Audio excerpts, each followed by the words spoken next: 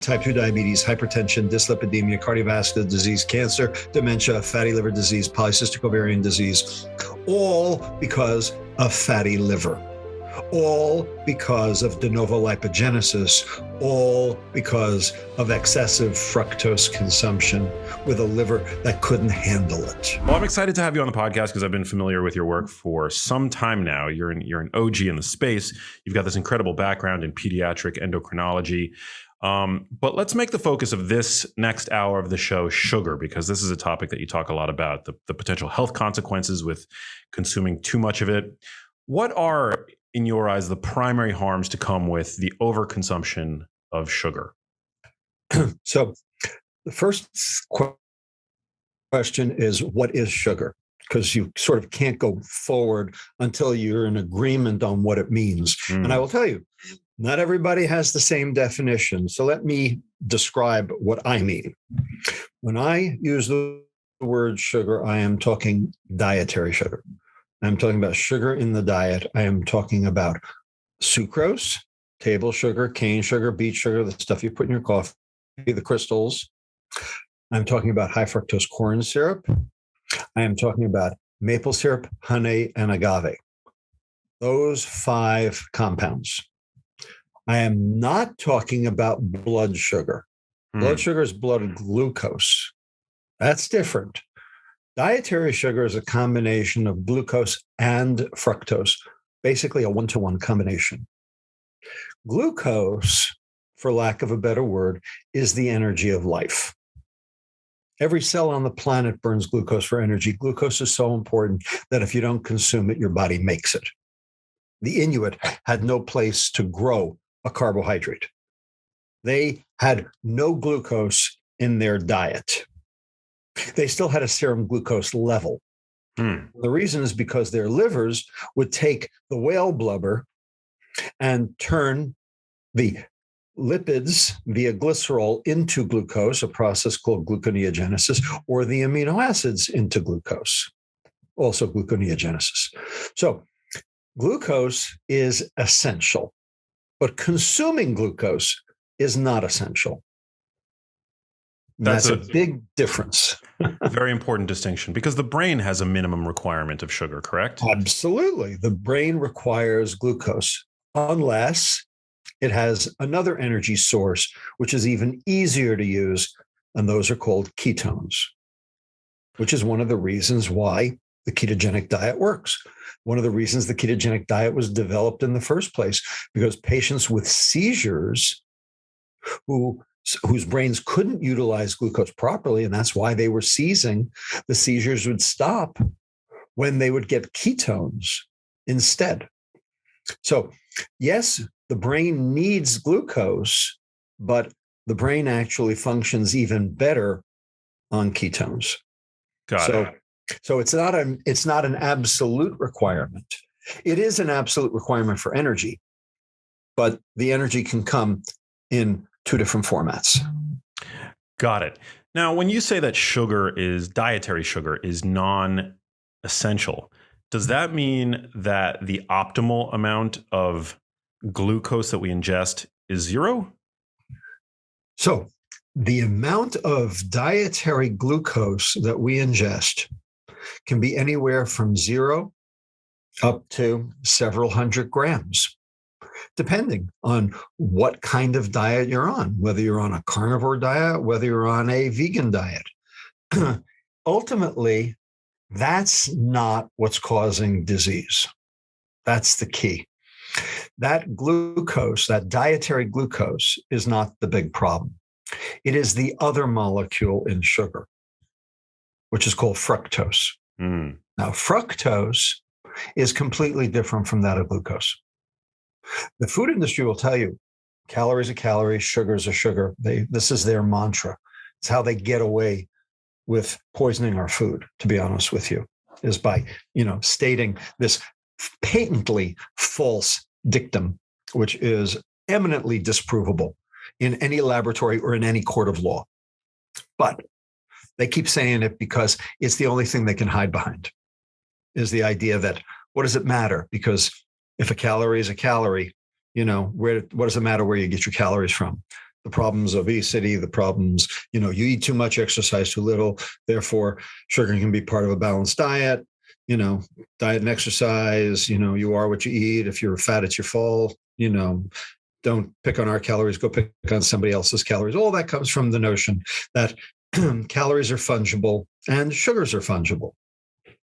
So fructose is not glucose. Glucose is a 6-membered ring. Fructose is a 5-membered ring. They're not the same. They don't even look the same on paper. And it turns out that the liver metabolizes fructose completely differently from that of glucose. When glucose gets into the liver turns it into glycogen, liver starch. This is what your liver wants to do with excess energy, is store it as liver starch. This is why marathoners carb load before a race, eating all that pasta, okay? Because that pasta is just polymerized glucose. Right? However, fructose does not go to glycogen. Fructose is not regulated by insulin. Fructose doesn't generate a leptin response in adipose tissue cells. Fructose does not suppress ghrelin, the hunger hormone.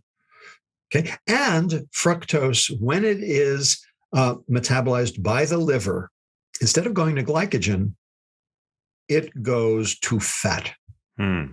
Gets converted to fat. The mitochondria of your liver cells, the energy burning factories inside your liver cells, can't handle the onslaught of a 20-ounce Coke. It can't deal with the energy that's being provided. And so it has a pop-off valve. And it turns the substrate called acetyl-CoA, one of the metabolic byproducts of fructose, glucose too, but fructose, and then will divert it, instead of to energy production in the mitochondria, it will divert it to fat formation. This is a process called de novo lipogenesis, new fat making. It's how your liver turns sugar to fat. And that fat then raises triglyceride levels in your bloodstream. And it will also raise triglyceride levels in your liver. And if the triglyceride doesn't make it out, if it doesn't get exported, now the triglyceride precipitates in the liver. Now you have a lipid droplet in a cell that's not supposed to have a lipid droplet. Now you have fatty liver disease. And that fat in the liver gunks up how normal insulin signaling occurs. Now you have insulin resistance. And that high insulin level is what causes all the chronic metabolic diseases that we know of today. Type 2 diabetes, hypertension, dyslipidemia, cardiovascular disease, cancer, dementia, fatty liver disease, polycystic ovarian disease, all because of fatty liver, all because of de novo lipogenesis, all because of excessive fructose consumption with a liver that couldn't handle it. Now, can you... But that's only one. We've got 2 more to go. Two more. Is it important to draw the distinction between the fructose found in whole fruit, for example, a banana or an apple, right, versus the fructose found in a soft drink? Right. So the molecule is the same. There's no difference in the molecule. The question is the dose and the absorption. That's the question. So here's an orange. Here's orange juice. Okay. An 8-ounce glass of orange juice, standard juice size glass of orange juice, okay, has about 120 calories. And half of that is fructose, 60 calories of fructose. An orange has 40 calories, 20 of which are fructose. So the glass of orange juice has 3 times the fructose content of the orange. Now, my colleague and cookbook co-author, Cindy Gershon, who's a nutrition educator in the East Bay in the Mount Diablo High School, every year she starts her class, her nutrition class, with the same experiment. She takes 2 kids from the class, and these are poor kids with, who haven't eaten breakfast. They're all food insecure. and they're all 300 pounds or worse. And she starts the class with the exact same experiment. She takes 2 kids. First kid, she says, "Here, kid, here's 6 oranges. Make juice." Kid squeezes the 6 oranges, gets 12.5 ounces of, juice, downs the whole thing and says, "Okay, what's for breakfast?" Second kid, Cindy says, "Here, kid, here's 6 oranges. Eat the 6 oranges." Kid eats orange number 1, orange number 2, orange number 3, gets to orange number 4 and throws up every single time on orange number 4, like clockwork. She has the vomit basin ready because she knows it's coming, right? And the kid goes, "I'm gonna die." And then the kid doesn't eat lunch or dinner either. What happened? The fiber happened. The orange had fiber. The orange juice didn't. The fiber reduced the ability of the human to be able to consume that enormous load of fructose. It was self-limiting. That's number 1.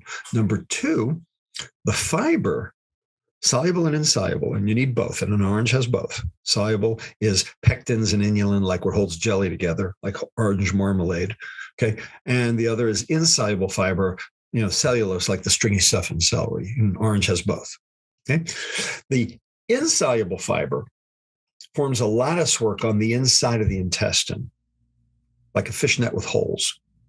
The soluble fiber, the pectins and the inulin, they plug the holes in the fishnet. And so together with the geometry, they form an impenetrable barrier, which reduces the fructose absorption from the gut into the bloodstream.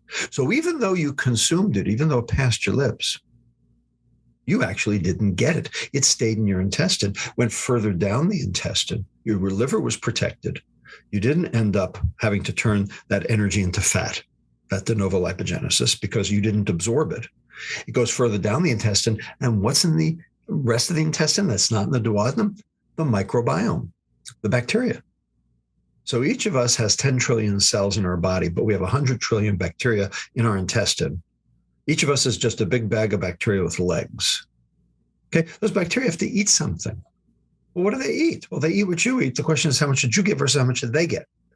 When you consume that orange with its fiber, that sugar, that glucose fructose, wasn't for you. It was for your bacteria. It went further down, and the bacteria chewed it up for its own purposes. So even though it passed your lips, it didn't register on your body as calories because the bacteria chewed it up instead. So fruit, good, because fruit has fiber. Juice, not good, because the fiber has been thrown in the garbage. So molecule, the same. Vehicle, not the same. Mechanism, not the same. Metabolism, not the same. Fascinating. Is there something? Is fructose uniquely fattening to the liver? There are 4 things that we put in our mouth that do the same thing as fructose. 4 total. So fructose is 1. Alcohol is 2. Because fructose and alcohol are metabolized virtually identically. And that's why children now get fatty liver disease when they never did before, and they don't drink alcohol. Because the liver handles alcohol virtually identically the way it does fructose. Wow. Branched chain amino acids, leucine, isoleucine, valine. These are 3 essential amino acids. You must consume them. Your body can't make them. You have to ingest them. Right? They are 20% of muscle, those 3. So they're very, very concentrated in muscle. And if you are building muscle, you need them. This is why bodybuilders consume protein powder in their smoothie shakes. is to up their branched chain amino acid consumption in order to be able to build muscle. And if you don't consume them, you can't make the muscle. All right. So they're essential. It's not like they're bad. I mean, they're good. Okay. Except when you consume too many of them. So what if you're not building muscle? What if you're a mere mortal like me? Okay. And you consume excess branched chain amino acids. They go to the liver. They have no place else to go because you're not building muscle. They go to the liver. The liver takes the amino group off the amino acid. Now you have a branched chain organic acid. And then that branched chain organic acid will enter the Krebs cycle in the mitochondria, overwhelm the mitochondria just like the fructose did. And then the cell will turn the excess into liver fat, just like it did the fructose. So excess branched chain amino acids, which are, by the way, high in corn-fed animal products, beef, chicken, fish. Okay, so processed meat, all right, are high in branched chain amino acids. They will lead to liver fat also. And finally, number 4, trans fats. Trans fats will lead to liver fat as well. But we know that trans fats are bad and they're coming out of the diet now. Right? Took 25 years for the FDA to finally agree that trans fats were bad, but they finally did. And so trans fats won't be a problem going forward, but they have been a problem in the past. So 4 foodstuffs, 4, count them, 4, that all lead to liver fat. Fructose, alcohol, branched chain amino acids, trans fats. Sounds like processed food to me. Well, but branched chain amino acids are found in whole protein, right? I mean, a chicken breast is rich in branched chain amino acids. Absolutely. Isn't this a bit like comparing apples to oranges, no pun intended, in the sense that protein is generally considered a good thing? It's good for satiating our appetite. It's good for preserving and growing lean mass.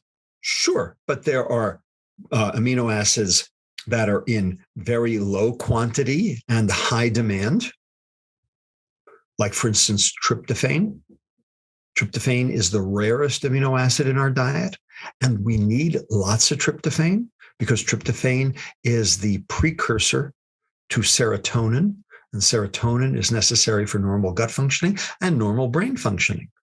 And your liver has a detoxification pathway that will actually take tryptophan that you've consumed and divert it away from serotonin. And you have to get the tryptophan into the brain, which is a whole nother level of complexity because of the aromatic amino acid transporter and competition. So getting tryptophan into your brain is absolutely job one. And it ain't easy to do. And it's the rarest amino acid in your diet. So you want to be consuming high tryptophan foods. So what are those? Eggs, poultry, fish. Okay. Not too much in beef, surprisingly.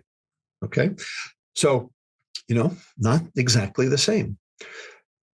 Methionine. Methionine is the next most essential amino acid. Methionine is necessary to remake glutathione, which is the liver antioxidant to keep your liver from frying. Okay. And methionine is also necessary to make structural proteins because it has sulfhydryl groups. It's its own antioxidant. All right. So this is good. And, we don't get enough methionine. In fact, the best way, the animal that has the fastest route to fatty liver is the methionine choline deficient rat. And you need choline too, which is also in red meat. So it's true that, yes, branched chain amino acids are in protein, but, all proteins are not alike. There are some that are, shall we say, stocked in essential amino acids that are rare and therefore better for you than others. Interesting. You touched on the relationship between choline and fatty liver. Choline is actually can be used as a treatment of sorts for fatty liver. Can it not? So choline is a component of phosphatidylcholine, and phosphatidylcholine is necessary to make the package that the liver uses to export fat out, called ApoB100. So basically, the way it works is your liver makes the fat, that process I talked about, de novo lipogenesis. Then it packages that fat into a molecule, a particle that called VLDL, very low density lipoprotein. So it hitches that fat onto a phosphatidylcholine. So you need the choline to make the phosphatidylcholine, and you have to consume the choline. Your body doesn't make choline. In fact, choline used to be called vitamin B4 once upon a time. Okay, they don't call it that anymore, but it's still, essential, and you still need it. And then you can export it out. And we've actually shown that kids with fatty liver, not only do they have fat in their liver, but they have less choline. Wow. Where do you find choline in the diet? Red meat. Wait, so this is conflicting information, because on the one hand, you're saying avoid red meat because it doesn't have it mostly is branched chain amino acids. It doesn't have the rarer amino acids. It's not as concentrated in the rarer amino acids like tryptophan. But on the other hand, red meat is a great choline source. So what I said was corn-fed beef, chicken, and fish. That was the key. There is this thing called grass-fed beef and chicken, and fish too, for that matter. So, there's the way the U.S. grows beef, and then there's the way Argentina or Italy grows, or New Zealand grows beef. Okay, in America, cattle are raised on CAFOs, concentrated animal feeding operations. Okay, and basically, all the cattle, 10,000 head of cattle in one spot. Okay, no grass. Okay, they get corn to eat in their feeding troughs. They also don't get to exercise. There's no free ranging because there ain't no ground for them to free range on, and they, poop right where they eat. Which is always a bad idea. All right, that's how Americans fatten up their cattle. In the Mendoza Valley in Argentina, they're eating grass. In Italy, they're eating grass. And when you look at the meat, it's completely different. You can actually see the difference. And in my book, Metabolical, I actually have a picture of a Rome restaurant window with, Argentinian beef, Italian beef, and then USA prime grade, choice corn-fed beef. And what you can see is the marbling in the beef. Well, that marbling is fat. That's intramyocellular lipid. That was lipid that was laid down in the muscle by that animal because it couldn't export it out. And so it precipitated in the muscle. That animal has metabolic syndrome. So we in America make our meat to be sickening. Wow. I mean, because the animals are sick. In Argentina and Italy, they don't do that. So the red meat in America is very different from the red meat in the rest of the world. So actually, it's not a contradiction in terms. Yes, you need choline. I agree. But what you really need is low branched chain amino acid beef. That's called grass-fed beef. I preferentially reach for grass-fed beef. It's leaner in general. It's got the fatty acid profile is different. Is there an effective saturated fat on the predisposition to developing fatty liver? So for decades, we were told saturated fat is bad. And I know why that happened. It was wrong. Okay, it was a mistake. And then, shall we say, the food industry got involved and made it even worse, and they propagandized it. So this is a whole story in and of itself, what happened to saturated fat and what its role in disease is. Okay. In 1955, President Eisenhower had a heart attack. And everybody was wondering why heart disease in America. continued to increase, upward spiral. In the early 1900s, heart attacks were almost unheard of. By 1955, they were by far and away the leading cause of death. Okay, they had a rate of increase even faster than diabetes today. And everybody wanted to know why. Well, two camps came up during the 50s. The first camp was led by a British physiologist, nutritionist, physician by the name of John Yudkin. John Yudkin had correlative data that said that sugar consumption was the root cause of heart disease, and the root cause of gout, and the root cause of diabetes, and the root cause of several other chronic diseases. At the same time, a Minnesota epidemiologist by the name of Ansel Keys came up with the notion that saturated fat was the bad guy, and that saturated fat was the cause of heart disease. He didn't even talk about diabetes, he just talked about heart disease. Now, Keys had spent, by the way, Keys was the inventor of the K ration during World War II. 12,000 calories in a little tin box that, soldiers could carry into battle, and live on if they had to, if they got caught behind enemy lines. So he was kind of famous already, right? So people listened to him, he knew something about nutrition. In 1952, Keys did a sabbatical in London, and then he went to Poppi, Italy. And what he saw in London was a lot of people dying of heart disease. And he saw that they were eating fish and chips. So he thought saturated fat was bad. Then he went to Poppi, Italy, which is the home of the Mediterranean diet. And he saw that people were not eating, foods fried in oil like fish and chips, and, we're eating relatively little meat because there's not that much meat in the Mediterranean diet. Okay, there was more fish and there was more vegetables. And so between the two, he was convinced that saturated fat was the bad guy, and he was going to set out to prove it. So he did a study called the 7 Countries Study. And the 7 Countries Study was published initially in 1971, and then there was a bigger, book of it in 1980. And the bottom line was, the 7 Countries Study wasn't the 7 Countries Study. It was really the 22 Country Study. When you actually put the 22 Countries Study on the graph of heart disease death against saturated fat, there was virtually no correlation. Interesting. So he cherry-picked these 7 countries. He cherry-picked the 7 countries to make it look like there was an association. Wow.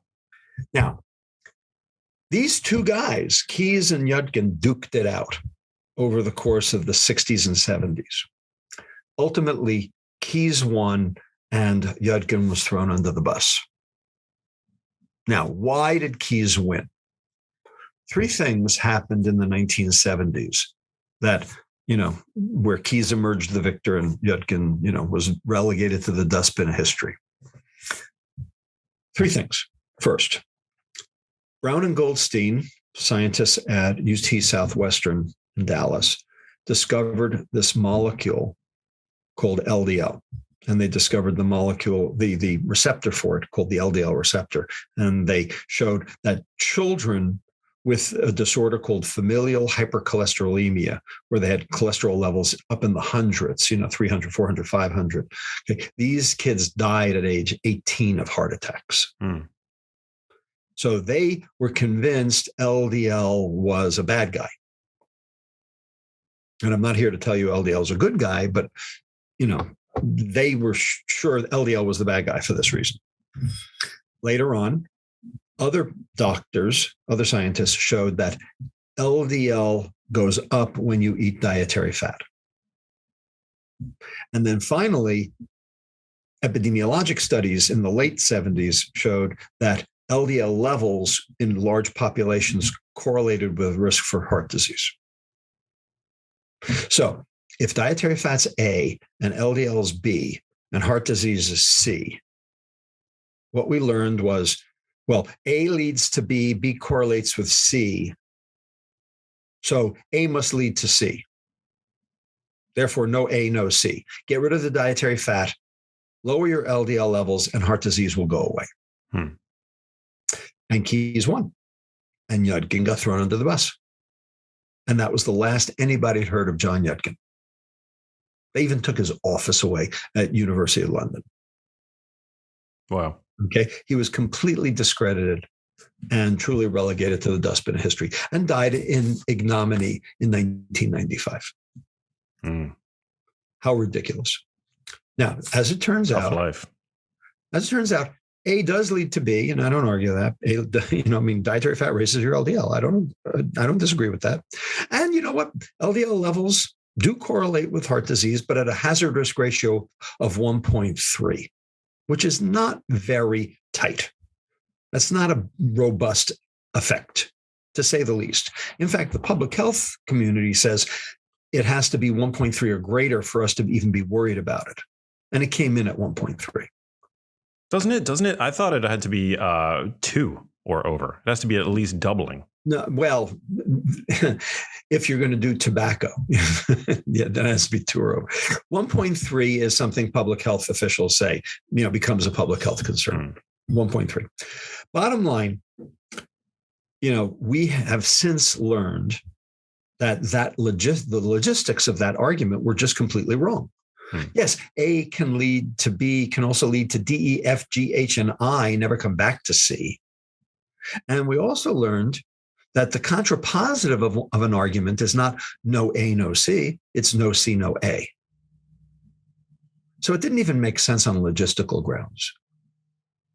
And then we learned about a different molecule, a different particle. We learned about triglycerides. And triglycerides, it turns out, have a hazard risk ratio for heart disease of 1.8, much higher than 1.3. Got it. And triglycerides are fat in the blood. They're fat in the blood. And where do they come from? They come from the liver. And what makes them? I just told you. Sugar. So it turned out that this whole dietary saturated fat story was wrong. It was wrong at several levels. But, that's what happens when you do science badly. The problem is millions of people died in the process of figuring it out. Saturated fat is complicated. First of all, there are 2 saturated fats. There's not one. There's red meat saturated fat, and there's dairy saturated fat. Now, every study under the sun combines the 2 together, like they're the same. They're not. Red meat saturated fat are even chain fatty acids. Dairy saturated fat are odd chain fatty acids with a specific phospholipid signature that is completely different from the red meat. And it turns out that red meat saturated fat is neutral, cardiovascularly neutral for heart disease and diabetes. But dairy saturated fat is actually protective. Fascinating. Protective. All right. But we said dairy saturated fat was bad because it was saturated fat. So we got rid of the fat. We made skim milk. All right. But the skim milk tasted like dishwater. So what did we do? We had to make the milk palatable for children. We added the chocolate or the strawberry. So we took something out that was protective and added something that was dangerous. Duh. Okay. And then on top of that, what did we do with the saturated fat after we skimmed it off the milk? We made cheese. And the kids are still eating the cheese. Okay. So the dairy industry was delighted because they got 2 products out of 1. They got to charge double. And they charge for the milk, they charge for the cheese. So is cheese cardiovascularly beneficial? No. It's basically, it's basically it's dairy fat. But it's a wash. It's a wash. There's other crap in it. It's a wash. It's not any better. It's not any worse. Got it. If it's processed, if it's a processed cheese. So there are some cheeses that are very commonly consumed in the Mediterranean, of course. Absolutely. French cheeses, fantastic. Okay. But, we're talking about U.S. government cheese here. Mm. Okay. That government cheese. Well, because it's here in America, because, that's the way we do it. They don't do that over in France and Italy. They only do that here. All right. So it's not quite the same. So the bottom line is we got nutrition all wrong. Now, looking at the history of it, I understand how we got nutrition all wrong. But, there were industries putting their thumb on the scale. And we actually have the data to show how the sugar industry influenced dietary policy throughout the 60s and 70s. They actually commissioned the head of the Department of Nutrition of the Harvard School of Public Health and his assistants to produce 2 review articles in the New England Journal in 1967 that exonerated sugar and fingered saturated fat as the bad guy. And the Sugar Research Foundation didn't even disclose that they were in charge of it. Horrible. Yeah, I remember when that was revealed. Right. So by the New York Times. The whole thing's been a put-up job. So we basically have to relearn this concept of metabolic health. And you'll notice I used the term metabolic health. I did not use the word nutrition. I'm trying to wipe the word nutrition off the face of the earth. Why is that? I'm trying to wipe 2 words off the face of the earth. Okay. I am the calorie killer. And I'm going to be the nutrition killer. Even though my diploma says nutrition and food science, okay, it's wrong. So let's talk about the difference between those 3 terms. Food science is what happens to food between the ground and the mouth. Nutrition is what happens to food between the mouth and the cell. Metabolic health is what happens inside the cell. But it turns out all of the chronic diseases that we've been talking about all happen inside the cell. So metabolic health should be our North Star.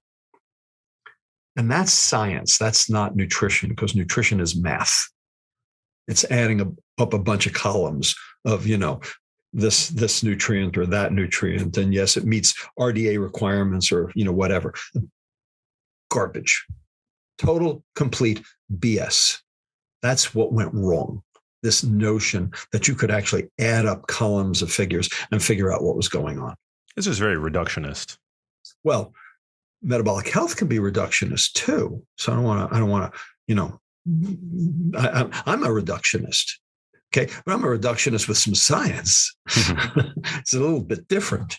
All right. And that's the point, is that metabolic health is really where the action is. And you need to understand the biochemical mechanisms. You need to understand what the cells are doing. You need to understand the subcellular pathologies that are going wrong in chronic metabolic disease in order to be able to reverse it. Now, people think type 2 diabetes, hypertension, dyslipidemia, cardiovascular disease, cancer, dementia, fatty liver disease, polycystic ovarian disease. They think those are diseases. Wrong. They are symptoms of disease. They're what we see outwardly, but they are symptoms of disease. The high LDL, that's the symptom of a problem. The high blood pressure, that's a symptom of the problem. It's not the problem itself. It's a symptom of the problem. Okay. And when you give medicines for these, you're treating the symptom. You're not treating the problem. It's like giving an aspirin to a patient with a brain tumor because they have a headache. Might help the headache. Won't do a damn thing for the brain tumor. Brain tumor's still there. Still going to kill you. And that's the point. All of these statins and oral hypoglycemic agents and antihypertensives, et cetera, okay, they're treating the symptom of the disease, not the disease. Makes the doctor feel like he's doing something. But to be honest with you, he ain't doing nothing.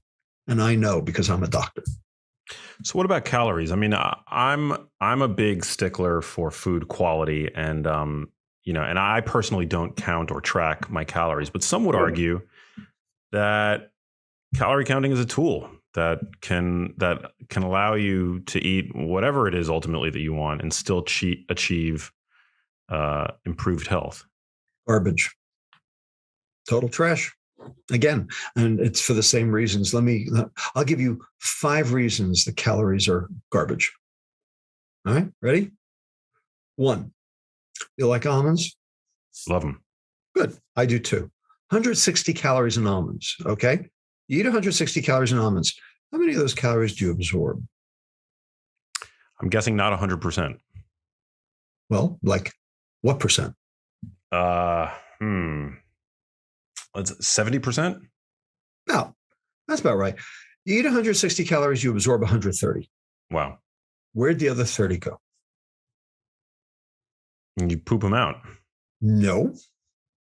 Oh, they feed the gut bacteria. They feed the gut bacteria, right? Because the soluble and insoluble fibers in the almonds form that gel I talked about before. You're feeding your microbiome. Mm.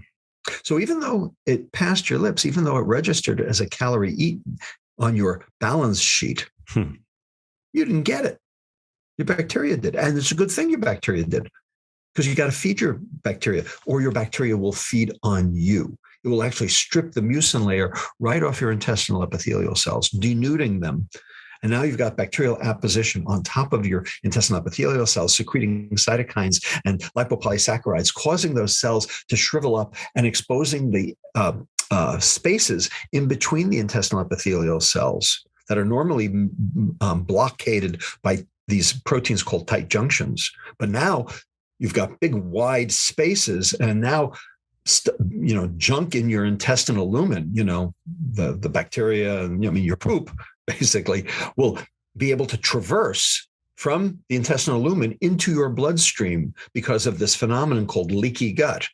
Wow. And now you're off to the races, because it goes straight to your liver and causes liver inflammation, which causes insulin resistance, which causes hyperinsulinemia, which causes chronic metabolic disease. And it had nothing to do with your calories.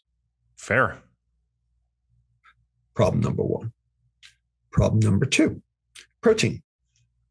So we were just talking about amino acids and how they get metabolized, right? We said that, for instance, branch chain amino acids, when they get metabolized for energy, right? Because they're not building muscle. If they're building muscle, great. But if they're not building muscle, they have to be metabolized for energy. And so the liver will take the amino group off, right? And now they become a branch chain organic acid. We just talked about this, half an hour ago. All right. That process of deamidating that amino acid costs energy. You have to invest energy for that process to occur. You have to lose 2 ATPs, adenosine triphosphates. You lose 2. Now, when you phosphorylate a carbohydrate to get it ready for metabolism, you only lose 1 ATP. So you actually lose double the amount of energy preparing an amino acid for metabolism as you do a carbohydrate for metabolism, even though you get the same number of ATP out the other end. Mm. So protein metabolism is actually more inefficient. You end up with fewer ATP at the end, even though you started with the same number of calories.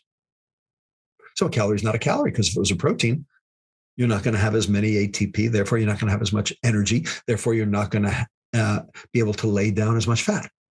And that inefficiency is a net benefit for us, because we end up, that's one of the reasons why, you eat protein, you end up getting a bit of a caloric-free ride. Absolutely. And protein is more satiating.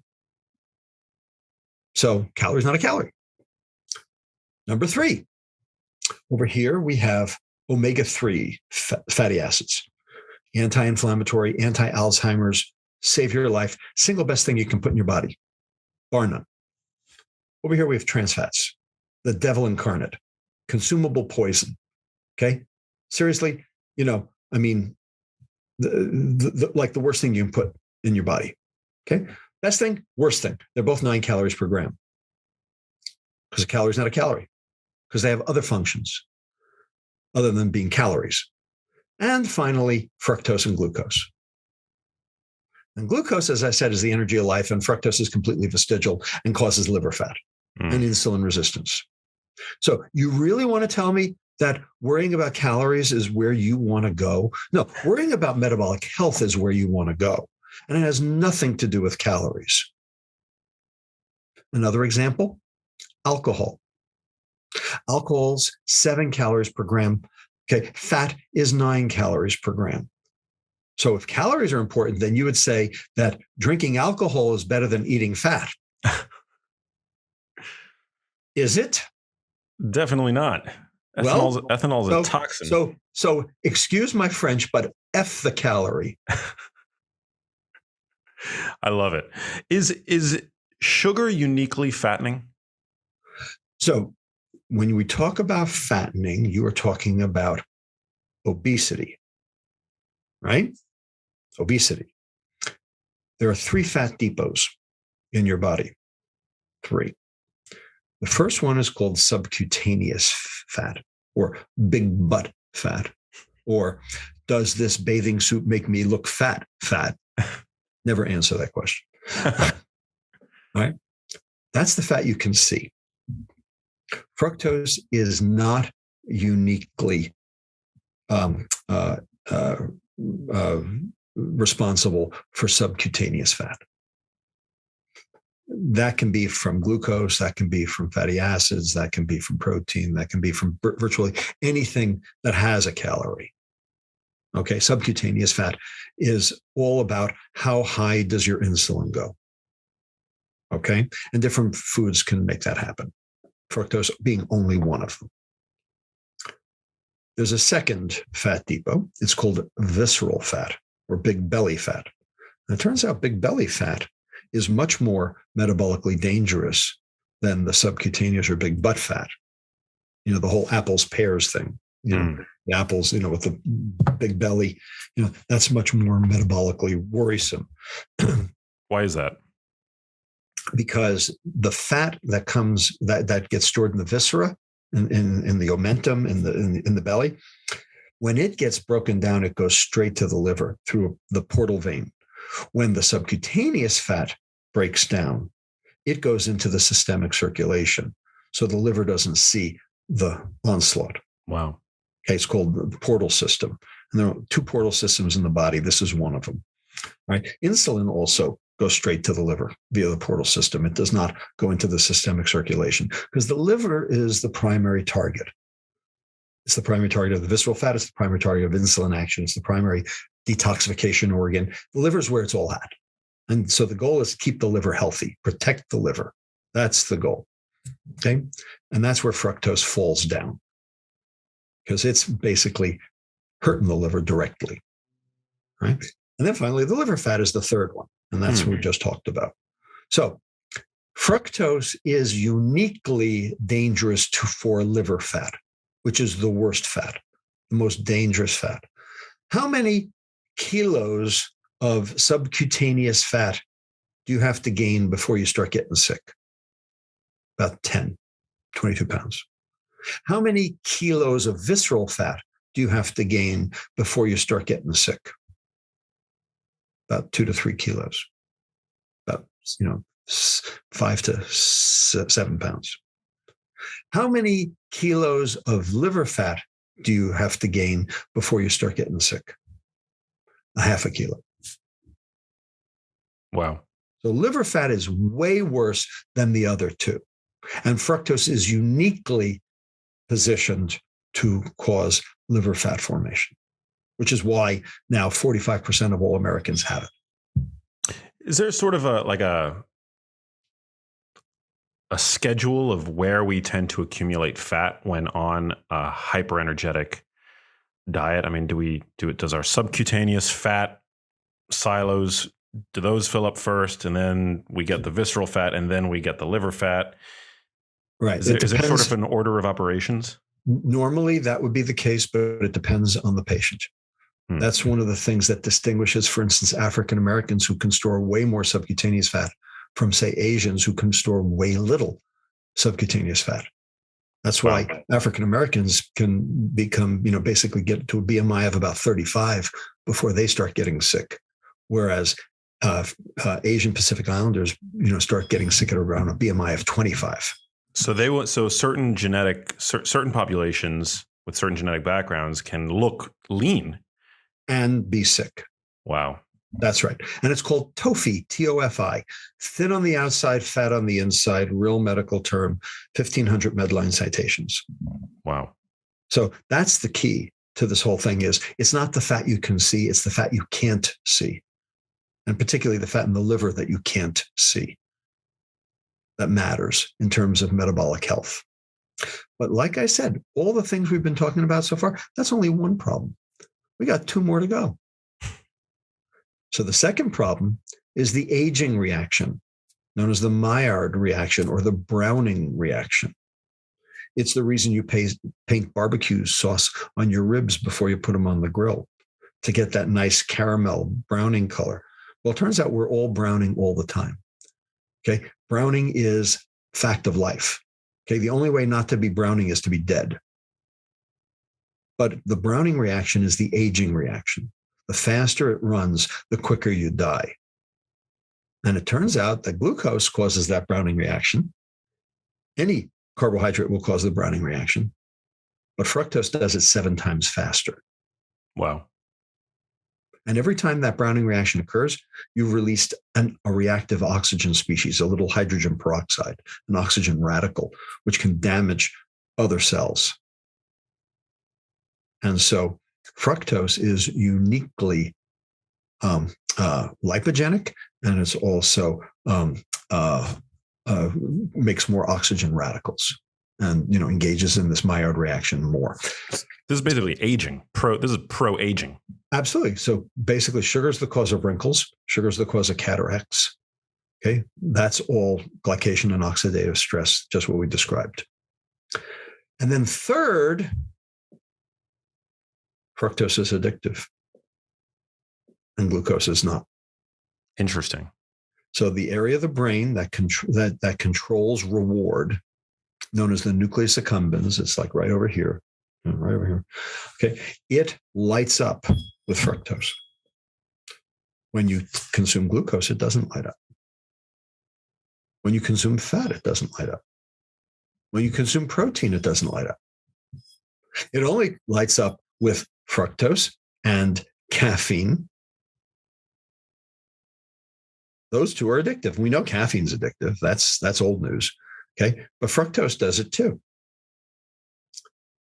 So cocaine, alcohol, nicotine, heroin, sugar, and of course, shopping, gambling, internet gaming, social media, pornography. There are a lot of ways to reward yourself. There's a lot of things that will stimulate the reward center. But in the extreme, every single one of the things I just mentioned, every one of those 10, has an aholic after it. Shopaholic, sexaholic, alcoholic, chocoholic, you name it. Okay, the bottom line is anything that stimulates the reward center in the extreme is addictive, and fructose stimulates the reward center. And about 20% of Americans are sugar addicted. Wow. How come we don't see people in the shadows of the street mainlining fructose? Oh, easy, because it's everywhere. If cocaine were everywhere, you wouldn't see them on the street either. It's just so easy to get these days. Absolutely. It's the cheap pleasure that everyone can afford. And your grandmother's a pusher. Okay, so what are the kinds of things that we should be avoiding then? You mentioned, soft drinks, obviously, but surely soft drinks can't be the sole problem. And juice. Fruit juice. Fruit juice, yeah. Eat the fruit. Don't drink the juice. Feed your bacteria. Don't feed you. All right. And so that's easy. Okay. And then of course there's candy, cakes, ice cream. That's old news also. People say to me all the time, "Oh, you do you ever eat dessert?" So I'm here right now, Max, to tell you and your audience, I am for dessert. We love that. For dessert. I am not for dessert for breakfast, lunch, snacks, and dinner. Mm. And right now in America, breakfast is dessert. Amen. So true. Okay. A bowl of Fruit Loops and a glass of orange juice. That is the National School Breakfast Program breakfast. Ugh. 29% of children in America eat a bowl of Fruit Loops and a glass of orange juice every single morning. That is 41 grams of sugar. The American Heart Association says that for children, the upper limit should be 12 grams. 12 grams for the whole day. Wow. They're eating almost 4 times as much. And it's just breakfast. Yikes. So is it any wonder that kids are doing so badly in school? Is it any wonder that kids are massively obese and have fatty liver disease? They're getting poisoned at school. Yeah. Adults too. And then they wonder why. But I mean, this is something that you're a pediatrician by trade. I mean, you must see some really heartbreaking cases in your clinic. Absolutely. That's what drives me, because I ain't doing it for the money. That's for sure. I'm for social justice. I am for every kid having an equal shot. And they don't. Yeah, it's very sad. Are you I feel like you are the person who popularized the list of all the different names that sugar goes by. Was that not you? Well, yeah. So I wrote an ebook, which is still available, called Sugar Has 56 Names, A Shopper's Guide. Well, guess what? We've actually found 262 names. Wow. And if you go on my website, it will send you to a link to the Hypoglycemia Support Foundation, where all 262 are listed. Crazy. So, and the food industry uses all of them on purpose because, you have to list by mass. And so you can put several different kinds of sugar as number 5, number 6, number 7, number 8, number 9 on the list. Okay. When you add them up, it's number 1. It's a way of hiding it in plain sight. Mm. Are you a fan of non-nutritive sweeteners, artificial sweeteners? All right. So until about 3 years ago, people would always ask me that, and I would say, I don't know, because we don't have the data, but we actually do have the data now. Here's the story. I'll give you the story in one sentence. The toxicity of one Coca-Cola equals the toxicity of 2 Diet Coca-Colas. Half as bad. Not good. Half as bad. Right. Okay. The problem is because people say, oh, Diet Coke, no calories. I can have 10 of them. Well, now it's 5 times as bad. All right. And so, because they're 0 calories, you say, well, 0 calories, 0 fructose.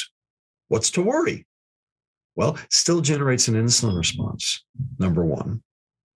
Okay. And that insulin response is what drives energy deposition and chronic disease. It's that keeping the insulin down is job 1. And artificial sweeteners don't do it. That's number 1. And number 2, turns out that several of the artificial sweeteners tested actually cause that leaky gut and that systemic inflammation.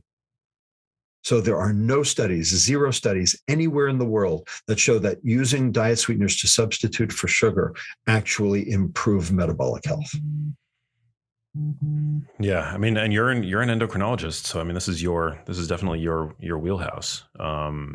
Fascinating. I personally, I don't I avoid artificial sweeteners, but I will use stevia on occasion, monk fruit, some of these more quote unquote natural, non-nutritive sweeteners.